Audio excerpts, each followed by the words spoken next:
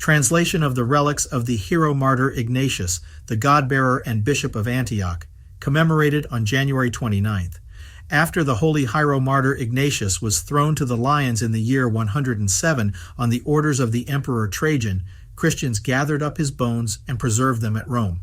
Later, in the year 108, the saint's relics were collected and buried outside the Gate of Daphne at Antioch. A second transfer to the city of Antioch itself took place in the year 438. After the capture of Antioch by the Persians, the relics of the Hieromartyr Ignatius were returned to Rome and placed into the church of the Holy Hieromartyr Clement in the year 540, in 637, according to other sources. St. Ignatius introduced antiphonal singing into church services.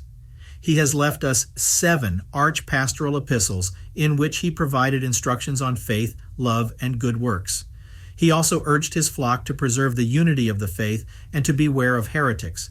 He encouraged people to honor and obey their bishops. We should regard the bishop as we would the Lord himself, to the Ephesians 6. In his letter to Polycarp, St. Ignatius writes, "Listen to the bishop. If you want God to listen to you, let your baptism be your shield, your faith a helmet, your charity a spear, your patience like full armor."